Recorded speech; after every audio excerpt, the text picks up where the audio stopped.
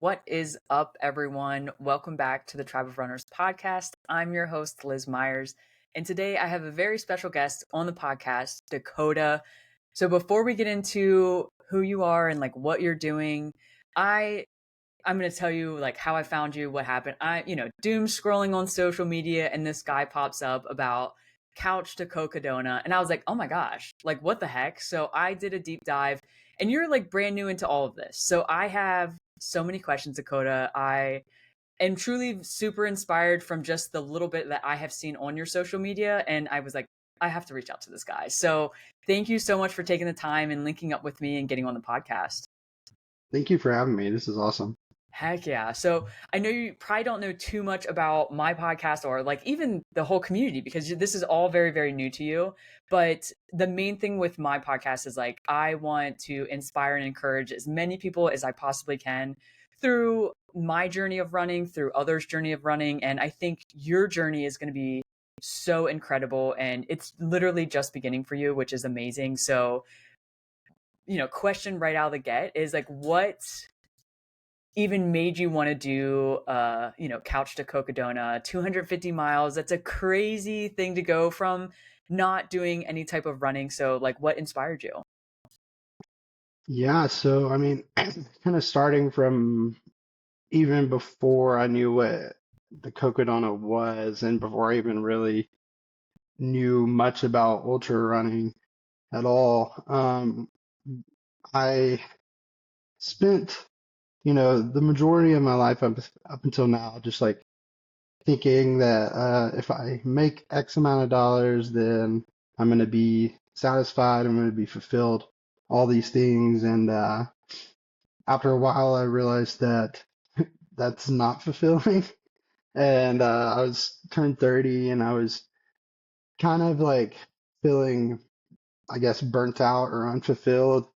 And I just realized like I had to make a change. I had to start doing something that was like bigger than that.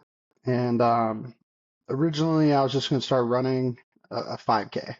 That was like, that was all I had on my mind. And because of that, social media does what it does. And Andy Glaze popped up on my TikTok, and I just started following him. I'm like, oh, this is interesting. And I watched him run the Monster 300, and then I saw that he was going to run Cocodona, and I live in Flagstaff. And I was like, oh, that's cool. And I realized that the route goes right past where I work. So I got to see a lot of people, run past the hospital. And I got to see like Dan Green run by and all that. Unfortunately, I didn't get to be at the finish line for that, but I was able to be at the finish line whenever Andy crossed. And I got to meet him. And the thing that struck me was he was just like completely normal for as other than the fact they just ran 250 miles. He was like completely chill guy. And hung out at the finish line that day and I just saw everybody crossing and I'm like, all these people are just people too. And the only thing that separates them is their like determination to do something like this. And at that point, I decided that I was going to try. And the worst thing that could come from it is that I wouldn't be able to do it. But no matter what, I was going to end up being a better person at the end of it. So really, there wasn't a loss. Oh, And so it was a no loss situation. The worst thing I could do is try my hardest and not be able to do it this year, but just keep trying and keep growing as a person, um, both physically and mentally.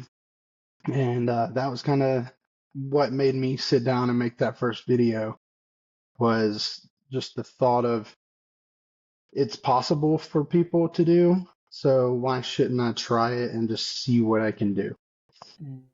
Yeah, I love that. And it's so amazing what social media can do. I know there is a bad part of social media, but at the same time, like you who, getting interested in running, trying to find motivation, or, it's really nice to look at other people and be like, oh, wow, like they're doing something that I think is obtainable.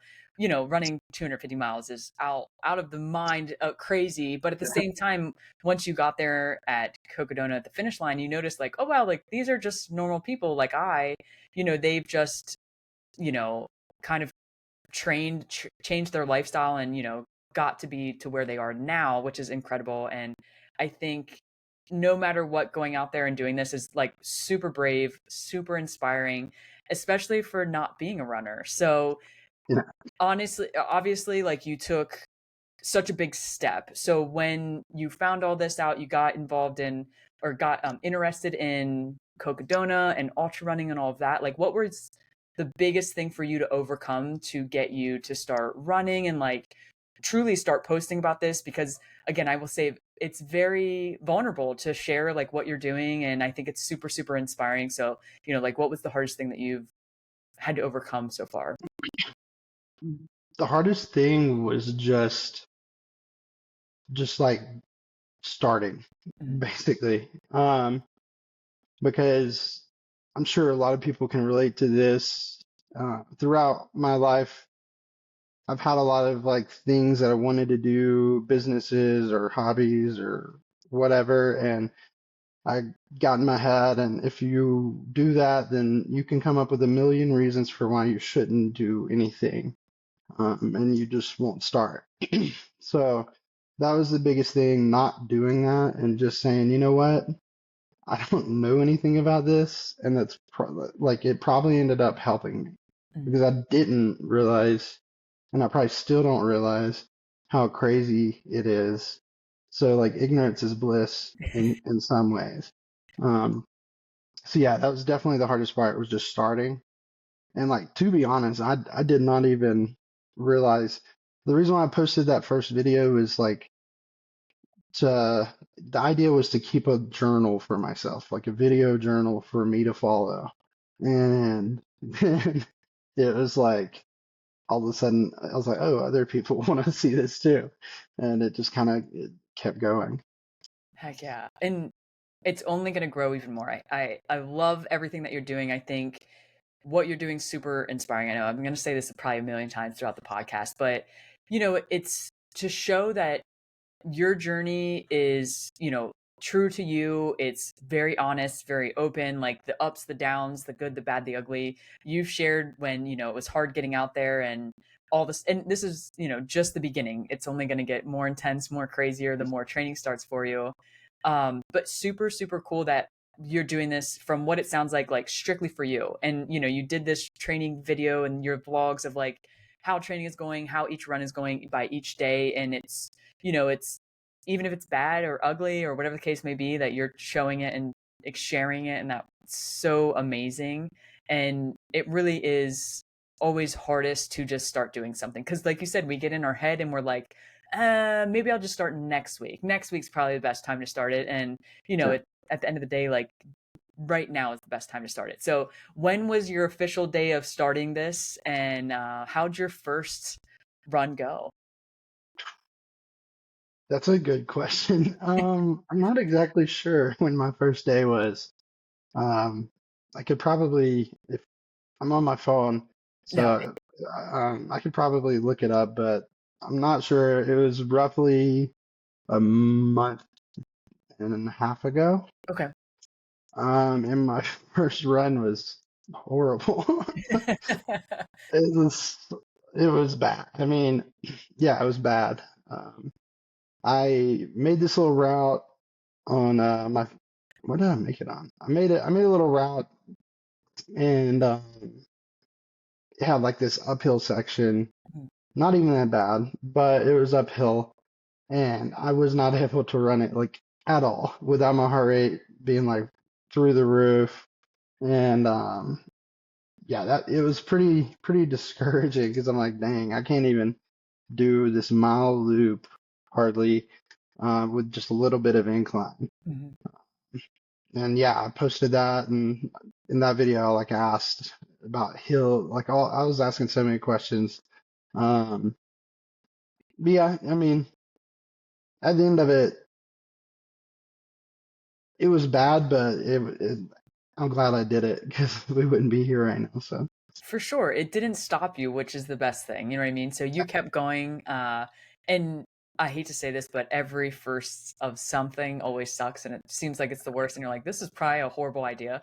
But this isn't a horrible idea, I promise. I think it's going to be amazing and you're going to come out on the other side. Obviously you are, and you've completed your first race and I'm sure you have more races, which we'll kind of get into. But after, let's say, like the first handful of runs that you've completed, what would you say was like your biggest takeaway of like that, say, first week of training for you, getting out there and getting running and, maybe realizing it's a little harder and it, might take a little more. What was like your biggest lesson from, getting in so new?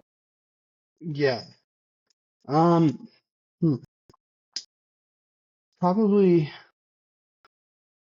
my biggest lesson was that it was going, as long as I stay consistent, it was going to continue to feel better. Mm, Because that first run, like, I mean, my body is and was heavy, and it felt heavy. You know, my legs are just like they felt like dead. mm, The I'd hit the ground and it was like they didn't want to spring back up. They were just doing their best to like keep me up. Um, but by the end of the first week, it was already feeling easier. So that was the biggest thing. I'm like, oh, okay, like first end of first week compared to first day, this is already starting to feel better. And yeah. like compared to like last night, I'm feeling like pretty springy, I guess. Like the whenever I land on my foot, it's not like trying to like get my next step in. It's just I just kind of start like I'm just kind of going. Mhm. So it's nice. I like it. Heck yeah. And it'll only get better, I swear. Yeah. It's like the more you do something, the better you get, the easier it gets, and, the more you're going to see just this is going to become more of an obsession than it already is, which is, a good thing, I think, because we all here are obsessed ultra runners. But let's go into kind of like your first race. So you had your first race not too long ago, right? It was, let's see here. There's no date on this. Yeah, it was back in June. Yeah. I think it was June 27th, maybe? Mhm. Something like that. Very cool. How But how was it? I had two back to back. So I did a 6K on a Friday night and then at 8 p.m. and then the next morning at 8 a.m. I did a 13K. Very cool. Basically the same trail, just the 6K was a modified version of the loop of the 13K. Very cool. So, tell us a little about the race beforehand. When did you sign up? Were you super excited for it? Were you nervous? All the good stuff. Yeah. I signed up for the 6K before the 13K. Um, man, I can't remember these dates. No worries. Uh, yeah, I signed up for the 6K, and then later on, probably about 2 weeks later, I decided that I was going to do the 13K. Um, and then as far as like race day goes, for the 6K, I was like super nervous. I was like, I don't know what to expect. This is completely new to me. I mean, I played sports all throughout my childhood, and I was familiar with like tournaments and like going and registering for stuff, but I was like, I'd never done this. This is completely. I kind of have an idea, but I didn't know exactly what it was going to be like. So that was gave me some nerves. But I got there and it was super chill and super super nice. And then as far as the race goes, that was my first race, and I actually hadn't really been doing any elevation stuff before that. And it didn't have a ton of elevation. I think it was like 300 or 400 feet of elevation. But for somebody, I'd just been running flat, it was that there's a hill like right at the beginning. That's like the majority of the elevation.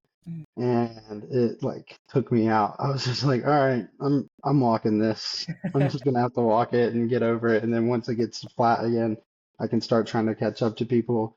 But also at the end of it, I realized with which 6K is shorter, but I'm not really that concerned with like this is the first time in my life I'm not concerned necessarily with competing with Mm, other people because the only person I'm competing with is myself. So I was just like, this is the first time. I'm just gonna kind of enjoy this and just I'm already beating myself because I've never done it before, so I'm already winning. for sure. I love that. And the more you get into this, I think the more you'll learn that there are competitive people out there, hands down. But majority of us out here are just trying to see what we can do and how much better we can become. Because when you get into the longer races and it gets hard, it's all mental. I mean, yes, it is physical, but there's so much mental aspect of ultra running, and I think that's why so many of us have become like so addicted with it. But such an amazing first race, and with going out there and doing the race the next day, how do you feel? How'd the body feel? How was doing like, back to back bigger efforts for you? Um, After the 6K, I didn't feel that bad at all, really. Then the 13K, after that one, I was pretty gassed. Like at least immediately after. Um, I went home and like rewarded myself with some unhealthy food, which maybe wouldn't isn't the best thing, but I was like, you know what, I deserve this. Yeah. And then that day after that, I was a little sore, but still wasn't anything crazy. No, that's awesome. Very cool. But And after you did that race, like lessons learned from the two of them. I know it's kind of hard, you did two back to back, but after doing those two, obviously huge accomplishments, your first race ever, you're upping the distance, which is really, really cool. What were you like thinking post race, like how far you've come and what are, all the obstacles you've overcome? What were like the thoughts post race? really, my thoughts post race weren't focused on like how far I'd came. It was focused on like after the 13K, I was like, I probably could have ran farther. Mm, And so then the next, what was on my mind was like maybe like looking into other races that were farther because I was like, I just don't, I felt like there was more in the tank, mm. not like so to speak. It was, I was tired, but I was like, I've been more tired. So that's really what I was thinking after the race. I was like, I probably should have ran one of the longer ones. It would Yeah. have been fast, but I would have got it done. Yeah, so cool. So with that being said, do you have any other races in mind or coming up that you have planned already?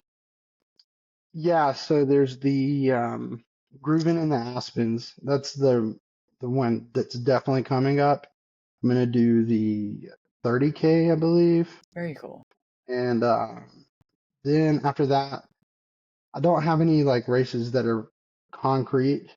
It's all kind of tentative, Mhm, but essentially, I want to probably go from the 30K to like I eventually want to run like a 50 miler, and then have what I'm calling a simulated. I like the idea of simulated races. mhm, It's like you do the distance, but um, it takes out all the pressure of like all the organization of it. mhm, mhm.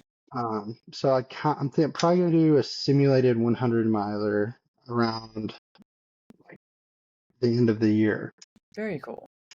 And will you use that to like prep for your 250? Yeah, Okay. that's the idea. Yeah, awesome. I love that. We'll get to that for in a little bit, but Okay. first, with what you have going on, like how has training been? I know I have seen a reel that you mentioned, like you did the couch to 50, or I'm sorry, couch to 5K, and like Mhm. that's how you kind of got into that. Like, what have you been doing, and how have you been organizing and structuring your training for what you're doing right now? Yeah, so I started out with the couch to 5K, and then everything kind of blew up, and everybody was saying you need a coach, you need a coach, you need a coach. So I got a coach, and we created a training plan, and it's going well so far. Last week I got like super sick all week. I Mm, pretty much couldn't get out of bed, and that was like tough mentally. Um, just because I'm like, all this stuff's going through my head. Like, am I going to lose all my progress? And what's it going to be like the first, first run back? Is it going to feel like the first day? All this stuff. And I was just like, it was like all these, I would consider them almost negative thoughts. It was almost like the doubt creeping up in the mind and telling you, you might as well just call it here. Um, but I got back as soon as I could. The first day I hardly had my voice, and I only did like a mile because I was still feeling trash. I really just started feeling normal again yesterday. Oh, wow. Um, yeah, it was tough just because I was like, I don't know, my body was just like, what just happened? And I couldn't drink enough water. I was like horribly dehydrated, which obviously is not good. Um, but I still got out there. And yeah, the first two runs did feel like I had restarted completely, basically. But like I ran 4 miles last night, and it felt really, really good. That's the run I was talking about where I felt like I was just kind of flowing a little bit. And whenever I was running, it just felt good, you know? Yeah. So um, yeah, that's kind of how it's going so far. No, that's incredible. I love that you've gotten a coach. I'm sure you will learn 10 times as much information, 10 times faster with a coach, which is awesome. And so proud of you for doing that. It truly takes a lot. I feel like for people to actually get a coach, we kind of like stay on that line of like, I don't want to get a coach. I don't want to like put money on myself on that aspect, or like, I'm just an average runner. Why should I get a coach? But it is amazing. You will learn so much, and I'm sure you've grown just from a little bit already so much. Yeah. And one thing you kind of touched on is that like doubt creeping in when you got sick. So we all have and deal with struggling with self-doubt and like trying to overcome all of these things, and you're very new to running, and nothing against that, but how did you overcome that self-doubt, knowing you were sick for a little while, maybe the fitness wasn't going to be fully where it was when you got sick? What was some things that you did to overcome that self-doubt? Yeah, I mean, it was kind of like circling back to why I started in the first place, which was like, even like, so what? Even if you do restart, just keep going because doing this is not gonna make you worse. Mm. Like it's like I don't know. That's just the way I'm think. Like I think is like there's no harm that can come from doing this. Really, it's only good things. It's all positive, um and then also like my dad told me, he was like, the only person you're doing this for is yourself. Um, if you quit, then you're just letting down yourself. And that's another aspect of it. But the big thing was the why that I had at the beginning is what really kept me going. It's just like, hey, so what? Let's go. Like, move on. Just keep going, and it'll be fine. Yeah. And that's so important, is to have such a huge why, because I've known quite a few people that do races and they're just like, it looked cool and I wanted to do it. And they get out there and then they, don't finish the race, or they don't have a good race. But you already having such a strong why, just going into like the training for everything that you're doing, is amazing. And it's very personal. It's very important to you. It means more to you than it does anyone else, and that is what is truly, truly important. And getting out there and doing training even when you're sick, and coming out of being sick, you get up and keep going. Running when you barely have a voice, it really makes a difference. And it's just like stacking on those, like, everyone calls them like stacking the bricks, but like checking Yeah. off all the things that you can, to be like, I am doing what I need to do, and you're getting to where you need to be. And that's awesome. And it's, again, it's so inspiring, it's so motivating. And it just shows that anyone can do anything if they have the right why and they have the right mindset to go through it. And you 100% do, which is super awesome. And you mentioned doing like a simulation of a 100 miler. I'm sure not too much thought has been put into that, but what are you thinking? Like, have you put much thought into it? What's going on with that? Yeah, I have right now, it'll probably change, but right now, I'm gonna do a big loop and I'm gonna use my apartment as a aid station. Mhm. So I want to do like a 20 to 30 mile loop and then I'll come back here and this is like my aid station and then I'll get back out there again. And I haven't looked at the distance of it, but it probably would be pretty close. Running from my apartment over up and over Eldon Oh, back down. Yeah, it would probably be, let's see if it's 20, 30 miles. It would probably be like 10,000 feet of elevation or something. Well, probably more because Eldon's 2,700 feet. So whatever 2,700 times five is, I don't know. yeah. We're not It'd gonna be do that much. it. That's Yeah, it'd be that much elevation. And it'd yeah. be 100 miles. Heck yeah, that's incredible. And that would be cool and honestly really useful for you to have the aid station at your home. Just because if it's a makeshift something you can come home, but don't let the bed talk to you. Don't listen to that bed calling your name when things get hard. Or the couch. Yes. Oh yes, the couch. Oh, that's so I think true. that would, I didn't even think about that until just now, but that would actually be, make it harder in a way. Oh yeah. Because like if you're out in the middle of nowhere at a tent with a, whatever, like there is no, hey, I'm home, Yeah. So if I'm able to do that, stopping by my house every time in the air conditioning and not being like, let's just go to bed, just I could, yeah, that would be a big thing to like, a big thing to become mentally stronger is just being like, hey, we're not gonna stay here. We're gonna get back out there and keep going. Oh, for sure. And I have no doubt that you can overcome that.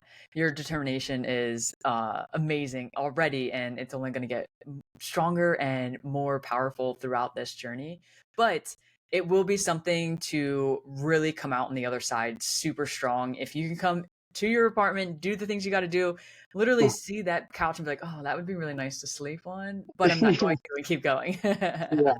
Yeah, very cool. So I in some of your posts, I noticed like you do a lot of training alone. Do you typically train alone? Do you have people or anyone that you train with?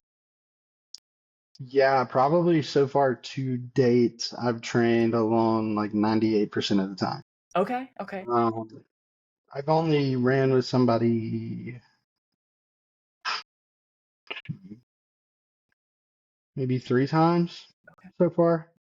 Very cool. I really like running with people, but like it's just kind of hard, we're all adults and like managing schedules and stuff like that.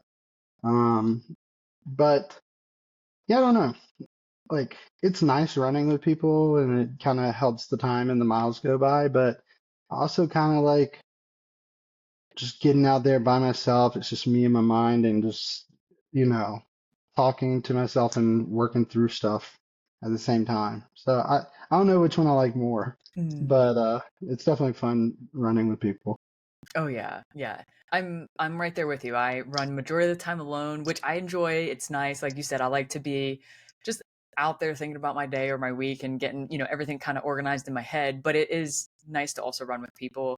And I'm sure you'll meet tons of people throughout your journey and, be able to share more miles. I know out where you live, there's a ton of people in the community, which is awesome. And you live in an Yeah, amazing place with Eldon so close. I'm so jealous. yeah, um, it's and nice. I did see kind of sidetracking. You just recently went up Mount Eldon, right? I did July 4th. How was Yeah. that? It was fun. So this is kind of I don't know if anybody I don't know if I said it in my videos. I don't know if I probably did.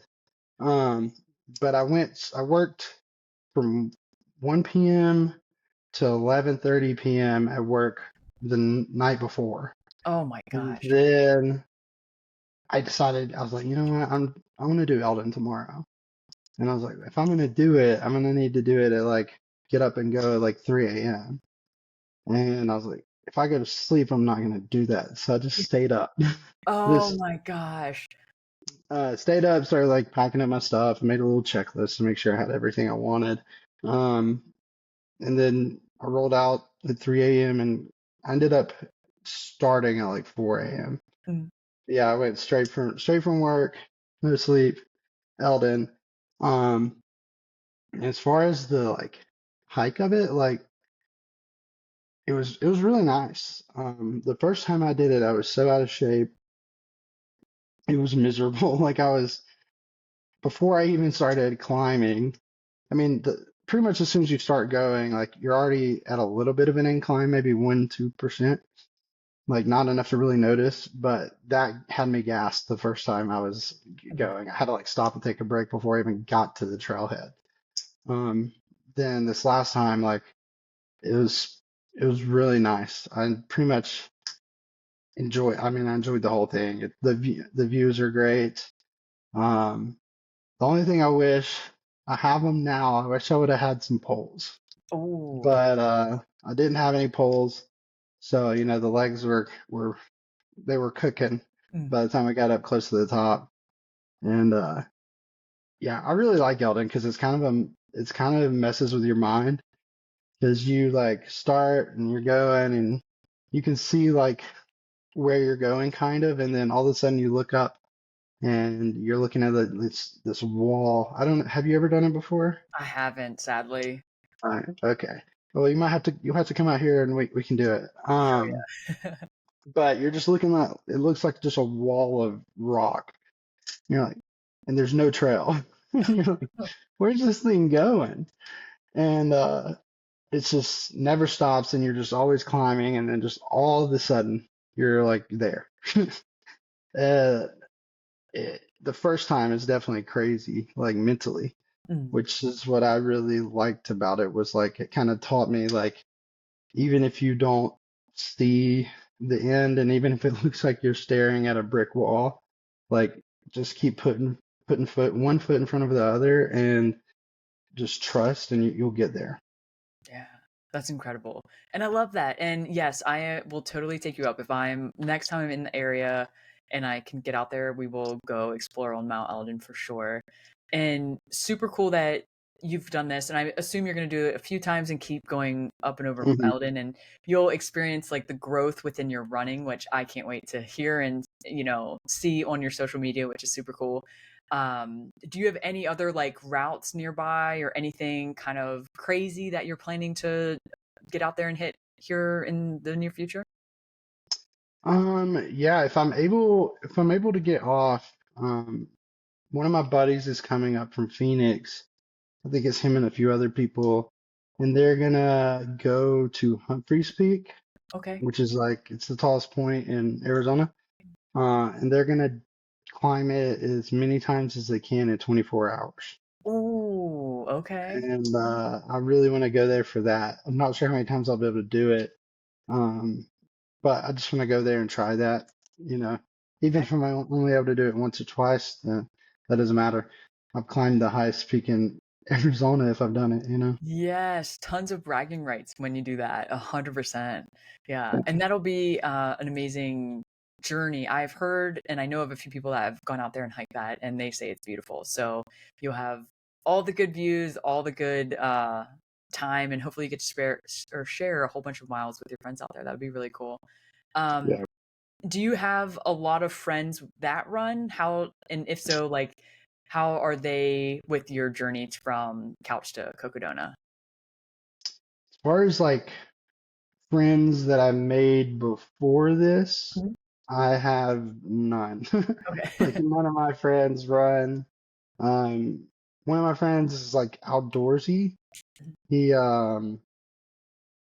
he'll hike and stuff like that, but he's not a runner.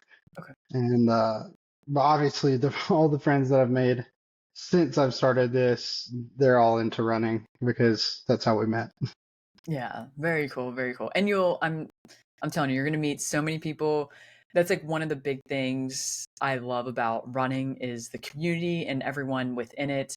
The people I met when I went to my first race, I was like, wow, like these people just talked my ear off the whole run, Yeah, And I know they're their whole life awesome. story now. And Yeah. it's so different. And it's not only, with ultra running, I know I'm a little more specific towards ultra running, but any distance that I've ever ran, there's always people out there like willing to help you, to chat with you. And it's, so amazing. So I'm glad you're experiencing that. And I can't wait for you to, meet and get along, or not get along, but meet and, encounter so many more people and hear so many amazing stories. But I'm telling you, you have a story that is completely amazing and is going to continue to just inspire and encourage so many people. And I'm so excited to follow along your journey and for you to continue doing what you're doing. Cause I, again, I feel like a broken record saying this, but it is truly amazing. The mindset, the determination, and just like the will you have to do what you're doing. It's incredible. I know I have ran a 200 mile, and I was kind of the same way. I saw the distance and I'm like, there's no way people run this, and then you Yeah. start digging and diving and you're like, holy shit, like a lot of people do this. And, Yeah. and then you find people like Andy Glaze and you're like, this man's amazing. Like he is just, truly an amazing person. I have met him in person as well. And he's so normal. It's so wild where when he just turns to you and talks and you're like, wow, like he is an everyday type person and doing, way crazier things than I'm doing. But it's super cool to, meet everyone in the industry and, just get driven and encouraged by so many people. So I truly appreciate everything you're doing, and I'm super excited for the 250. But to kind of get into a little bit about the 250 before I let you go, and you can go enjoy the rest of your day. What is like one of the scariest things about the 250 for you? Like the one thing that you're like, shit. Hmm. That's a good. There's a lot. Um. So first off is like the elephant in the room is just the distance. I the biggest thing I'm worried about, which this will come with training, but I think everybody's probably worried about this, even if they've done it 3 times or whatever. It's like just hoping that my legs don't reach a point to where they just won't even physically support me anymore. Because as long as, well, barring like some freak thing, as long as my legs will hold my weight, I'm gonna keep going. Mhm. And as long as they'll give me, as long as they'll push me up, I'm gonna go.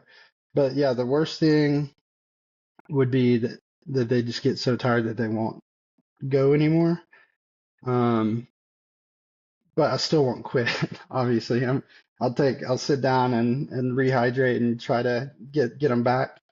Um, but yeah, that's the biggest thing. I'm like, sheesh, I don't know. I don't know what that's going to be like. It's scary. And then the other thing is going to be sleep. Mhm.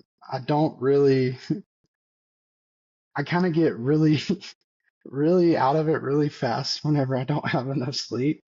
So it's like, I don't know what that's going to be like at all.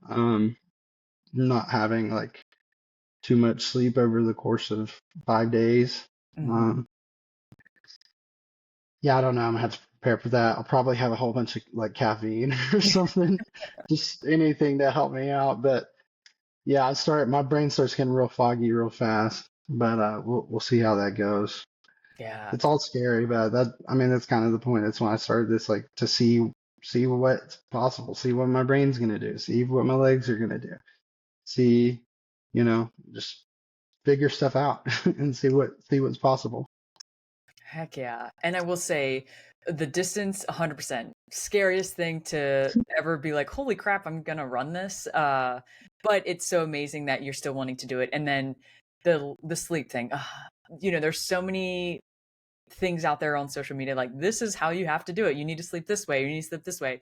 I'm a big believer in like everyone's a little different. Like knowing you get groggy is huge, so you can work that into your advantage. But I will tell you, tons of caffeine will help, and having pacers, so getting people to like Mhm. help keep you in line from not falling off the side of Eldon or something, it will Yeah. definitely help you out. And it's it's different. I feel like when we get in races, like this switch kind of flips on and we're like just determined. But in a 200-mile race, that's long. That switch doesn't necessarily stay on the whole time. So it's hard, and you kind of stay getting that aspect where sleep is just you want it so bad, but at the same time you're trying to complete a goal, which is finish a race. So I'm Yeah. sure you'll get everything dialed in and kind of ready for that. And I'm super, super excited for what this is going to be for you.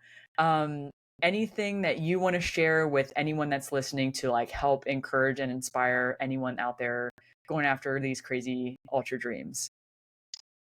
Yeah, I mean, the biggest thing is if I can do it, truly anybody can do it. Um, I'm going from super out of shape to hopefully, I'm already where I'm at. Like if I can do it, anybody can. And really, just like I said earlier, just start. Don't think about it. If you want to do it, and do it today. Um, and then the biggest thing is like, I guess it's so awesome having people like message me, seeing people comment, and knowing that I'm inspiring people to start. Um, so I think that's really powerful that I'm inspiring them there, and then as a side effect, they're inspiring me, and it's like this really cool loop that we have going of like, okay, they inspire me, I inspire them, and we just keep inspiring each other. And I think that's like, I don't know, there's something to be said about that. It's really powerful.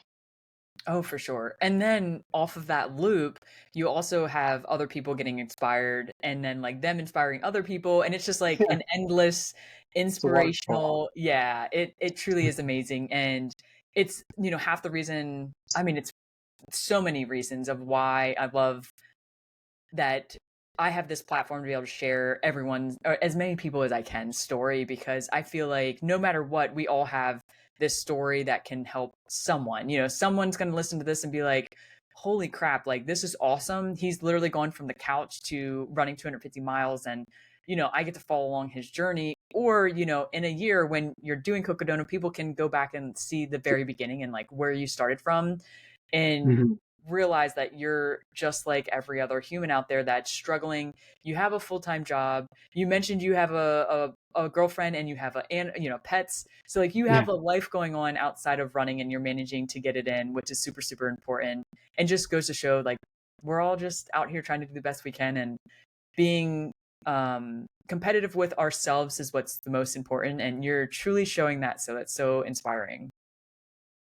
Yeah, I mean, at the end of the day, this is might sound kind of corny, but like I kind of want this to be like my legacy that I leave behind is like my impact on the world. I've always been big on having a positive impact on the world, and I've always thought, like I said at the beginning, like, oh, I'm gonna make a lot of money and like be charitable and be and do all this stuff for the world.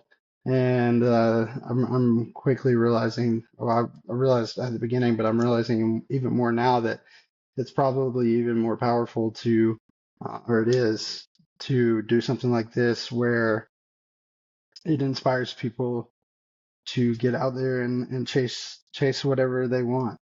Oh yeah. Yeah, 'Cause- it's definitely your actions. Like yeah, your words are amazing, right? We all talk, and talk is great, but your actions is what truly motivates and inspires people. And you just being super vulnerable and sharing your story, the like I said earlier, the good, the bad, the ugly, you share it all. And it's super cool to be like, wow, like he's literally showing the shit that no one shows, because not everyone shows the bad times that we go through. And you really, I mean, you've had some bad runs, not say bad, but like rough runs where like you didn't want to, you were sick and you come back from that, but you're showing all of it, which is really, really inspiring, super brave, super vulnerable, all the things. And one day people are going to look and be like, wow, remember Dakota? Like he fucking went from the couch to doing 250 miles and crushed it. So I'm definitely excited for you to fulfill this legacy. I think you're going to crush it. awesome. Yeah, I mean, I hope so. Yeah. Um, yeah, I'm on the wait list on the 250, pretty far down. We'll see how that goes. But no matter what, I'm hoping that I'm also on the wait list for the 125. I'm way, way higher up on that one. So I'm hoping worst case scenario, I can run the 125 this year and the 250 next year or something like that. Yeah. Yeah. Um, No matter what, I'm sure you'll get to that 250. yeah, that's one thing you're talking about. The community is so awesome because sometimes, a few times I've been like apologizing because I'm like, for anything, really, like apologizing for being sick and being out, and people are like, you don't have to apologize. We're just here. We're here to support you no matter what. And that's really, really cool to me because, in the day of social media, a lot of people, you know, a lot of people's followers are quick to like turn on them if they do the wrong thing. So it's really nice to know that as long as I'm giving my best and I'm doing the thing that my people um are not gonna just like turn their backs on me. Oh, for sure, for sure. And if they do, like, they aren't meant to be your Yeah, followers.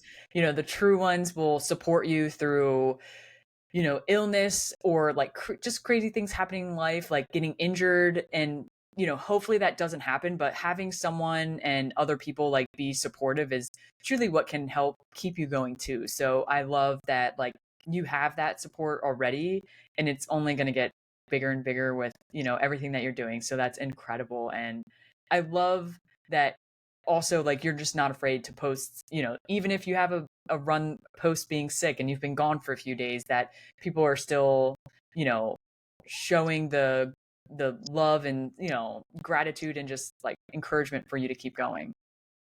absolutely. Yeah. Yeah, very cool. Um, dang, I was gonna say something, but I forgot.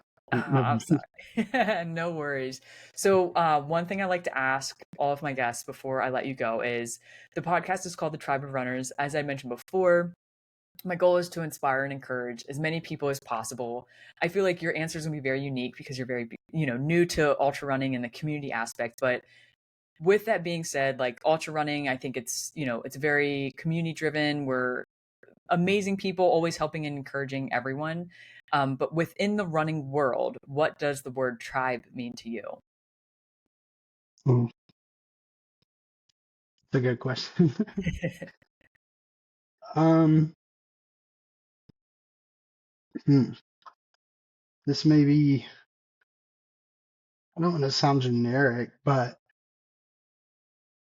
it would be your support system, like whether it's your family, um, your like crew, your pacers, um, that that's probably who would have to be, because you're going out there and you're kind of uh, approaching the world together like a tribe would, um, and going out there and like like you know gathering food so that you can go out on a big adventure, stuff like that. So that would probably be it. Not to be I feel like that's super granola, but that would probably have to be what it would mean to me. I've never thought about that before. No, it's a great answer. And it's so true. Like, as much as this is a solo experience in the sense of like we're running with our own 2 feet, we're in our own mind, majority of the time, these races cannot be done without the crew, without, pacers and the support from friends and family, which, all play huge parts in our lives. And you're just out there crushing it. I'm super excited for you. So again, thank you so much for being on the podcast. I will have your socials in the show notes so everyone can come and follow along with the amazing journey that you're doing. And then if anyone wants to reach out and ask you questions, what's the best form of communication for you? So it would probably be either through, yeah, probably through my Instagram. Very cool. Are you talking about like just in general? Yeah, make it easy. Okay. Yeah, so my Instagram would probably be the best. TikTok, I'm gonna sound old here, but I'm having that like I can't really figure out. Sometimes like stuff disappears on TikTok and I can't find it. So Yeah, Instagram would probably be the best form of communication. And dude, if you're trying to actually reach out to me, don't reply to a story. I can't like that's just send me a message. Very cool. Very cool. Yes, I will have your Instagram in the show notes so they can reach out to you, and your TikTok as well, even though I am also, I'm going to sound old with you too. TikTok can just be such a pain in the butt sometimes, so I'm Yeah, Instagram all the way. yeah. Very cool. Awesome. Well, again, thank you so much for being on the pod. Thank you.